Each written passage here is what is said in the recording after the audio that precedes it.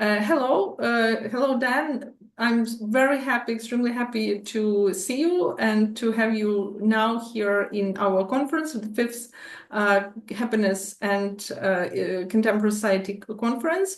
Let me introduce Professor Dan Haybron, PhD in philosophy, Vitali Chair in philosophy at St. Louis University, and the author of many studies and many books on happiness and well-being. Welcome, Professor Haybron. Good morning. Well, good afternoon, Liliana. Yeah, thank you for having me, and anyone who's listening or watching.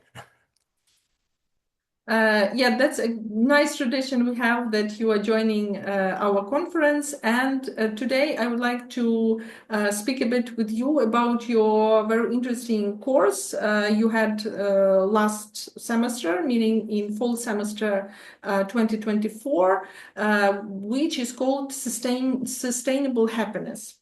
Um, can you please provide us some background how you created this course? Like what were your thoughts while the main ideas you wanted to outline in this course? And the second question, what was the feedback of students? How did it work throughout the educational process? Yeah, sure. The class. So the first thing is, and the first time I taught this course 2 years ago, which I co-taught it with a biologist. Um, Students thought it was meant sustainable happiness, like being happy for a long time. But it's really about sustainability in the environmental sense, and sort of how quality of life and being environmentally responsible can often go hand in hand, and looking at ways that we can address both environmental and issues of well-being and happiness at the same time. And this class evolved out of actually an environmental ethics class that my biology colleague, he's an ecologist, Gerardo Camilo, that we taught for almost 20 years, I think, and environmental ethics. And then we decided our university kind of developed a new core curriculum, and we wanted something to contribute to that. And um, and a lot of my interest in the environment and a lot of my interest in happiness, they're intertwined.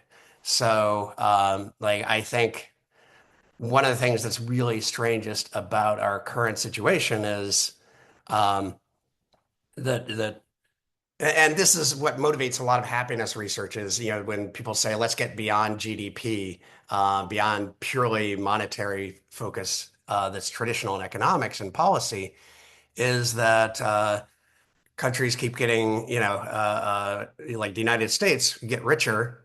Not everybody's getting richer, but and inequality has grown. But so there's a lot of monetary problems too. But still, we enjoy a very high material standard of living by historical standards, and yet the well-being is just going down the tubes. In 2021, I've stopped keeping track because it's just not pleasant to follow. But like a quarter, like 25% of young women in the United States, and this is according to our Center for Disease Control, CDC, 25% of young women 18 to 24 years old reported making suicide plans in that year, and a higher rate of thinking about suicide. It's just really it's quite a crisis, and just I'll drop one other data point, especially with students, is I have a colleague, a friend at Harvard, and they were reporting to me that many of their students feel trapped. This is at Harvard University, the most privileged people on the face of the earth, pretty much, and they feel trapped, like they don't have a choice or something. And when I ran that by my students this fall in this sustainable happiness class, and here in the Midwest, and especially I'm at a Jesuit Catholic university. I feel like it's a good school. We have great students, but uh, it's much more laid back. Like it's not as intense as the Ivy League colleges. But a lot of my students, maybe most of them, said they feel trapped too. Um, and and so we're doing something wrong. And I think the same things that are uh, uh, hurting the environment, a lot of that is also making life worse. And this is not to valorize poverty, um, but places like Palo Alto, California, where my wife is from, they're not happy places, and especially for young people. And so, how can we more efficiently pursue good lives? So I think I'll stop there with that introduction. But that's kind of the motivation is, and also to give them to help people see and students to see that taking care of the environment doesn't have to be a really it doesn't have to be a slog that's really unpleasant. It can actually be good for us. So that's kind of what motivated that class. And I forget if there was another question there that you had already asked. Yeah, actually, what was the feedback of your students throughout the semester, in the end of the semester? How did they like the course, and what topics within it they were aligned most, maybe, or what interesting Um, conclusions did they share? so yeah, it's an interesting experience. So the first time we taught it, and this is me co-teaching it with the biologist. For one thing, he's a lot of fun also to teach with, and we just had a great routine worked out where, um, anyway, we just had a lot of fun teaching together. So the students really liked that class, and but I also, but there were a lot of things that I felt could have been done better. So this time I was teaching it on my own. I had a teaching assistant who is now teaching the course herself. Um, and uh, it's interesting because I don't think I've ever seen more growth among students in one of my classes. It was really satisfying just reading. So, you know, they had to write a number of just personal reflections about various topics relating to happiness and sustainability, including doing so one part of the focus of the class is how can you be happier? Um, so I asked them to do several happiness exercises from a list that I gave them, or they could try their own, and then write about it at the end of the semester. It was really the insight and growth that I saw in that was really it was the most satisfying teaching experience I've had. And you just see like they come out of it thinking, I thought very differently from the beginning.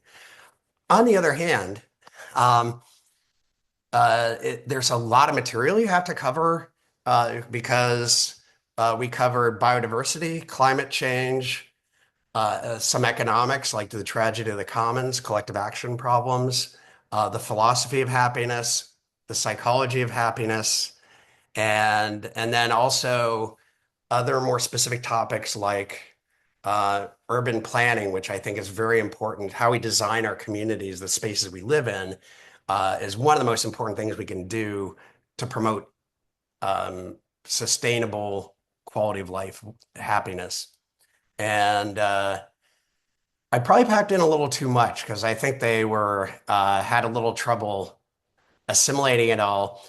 Also, I just decided, and I still very much like this approach, but just to throw disciplinary anything out the window. So it's even though it's a philosophy class, it's very interdisciplinary. And we did read some ancient philosophy and other and more recent philosophy on happiness and also ethics, moral theory. And also they also have to learn because there are like three pillars of it. One is sustainability for the environment. The other is happiness or well-being. But also there's a morality and justice lens. Like, I don't think we get to focus on being happy ourselves unless we're taking care of our neighbor, fulfilling our responsibilities to our neighbors. Um, and so there was a lot of, and we focused, um, one of the things also that I think both times that I've taught it, we decided to focus it on issues local in St. Louis in this area. We talked about climate change, the global picture, and biodiversity loss, but it's overwhelming when you're talking about the whole world. And you just look at, okay, right here, and just 2 or 3 blocks from our classroom is North St. Louis, which is um, one of the poorest, high crime neighborhoods areas in the country. It's really quite it's really awful that what and it's basically based in historical racism and segregation, which St. Louis, that's our big kind of mark of shame, is we're just have been very poor in that. But that also makes us a good laboratory for thinking about these issues.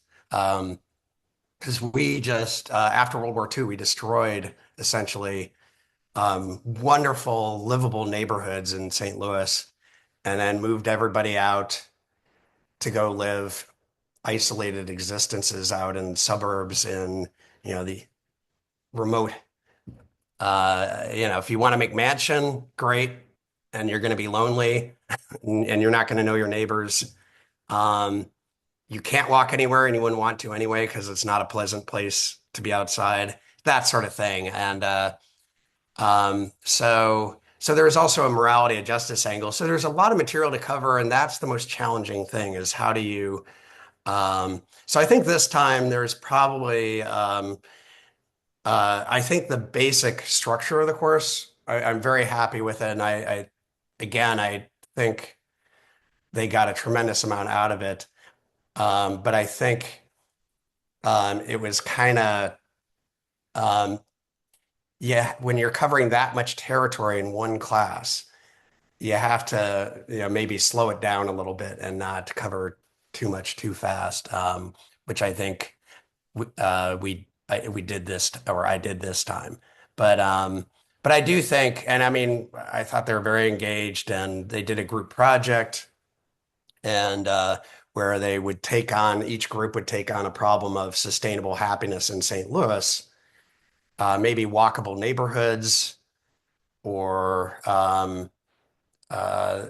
parks, or there are just lots of different things that they did, and those were fantastic. And again, they just did some of the best work I've seen students do at this university, and um, so yeah, it was kind of interesting, but I think they did not.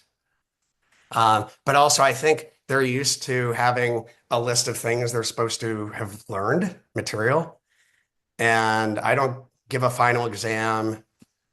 And I didn't, I really wanted them to come out with a new perspective and to kind of pick up what worked for them, what was most useful for them. What I wanted for them is to come out equipped to lead better lives themselves and to be better citizens of the world, and of the country.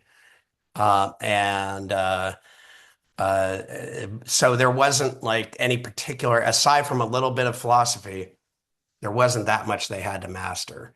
So it was sort of, um, and I think, students are used to kind of knowing what they're supposed to have learned. And like, you're just supposed to learn how to have a good life and be responsible.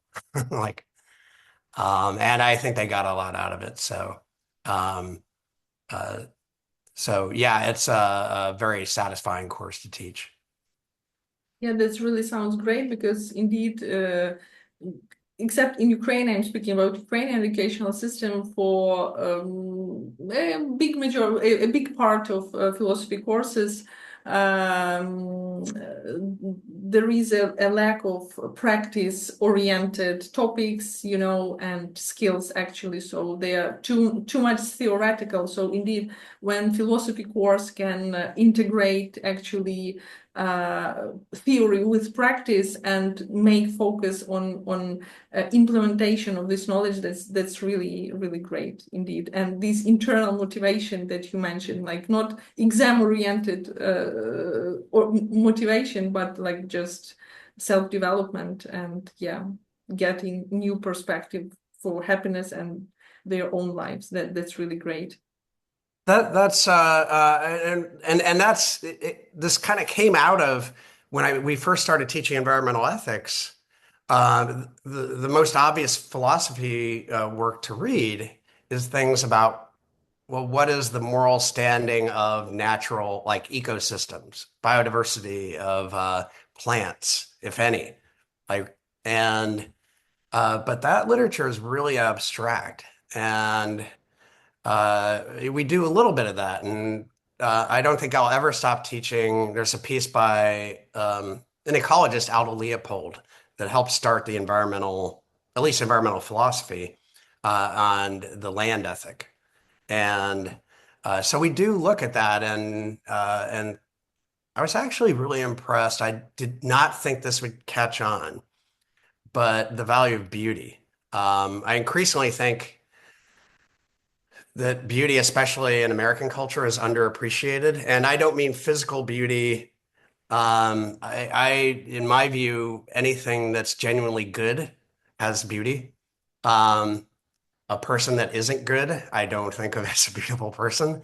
And really appreciating, they came out of it spontaneously talking a lot about really appreciating beauty in nature, especially, and in their lives. And um, that was really nice because I thought they would just think that was, well, it's just a matter of taste. And well, we're very lucky to get a couple of guest speakers like John DeGraff, who's a filmmaker who actually has a new book, a new documentary, which I'm about to watch any day now, America the Beautiful. And he's been really emphasizing the importance of beauty as something people can come together on. Yeah. I think I'll pause there. Yeah, and by the way, your second in the last semester, you were also teaching to biology students, or that was another faculty? Um, this time it was a real mix this time. When we did environmental ethics, that class originally was developed for conservation biology students because Dr. Camilo, my colleague, found that when you're doing actually out in the field doing conservation work, and he did a lot of work in Central America and South America, you have to engage with governments and persuade them. You've got to protect this forest, and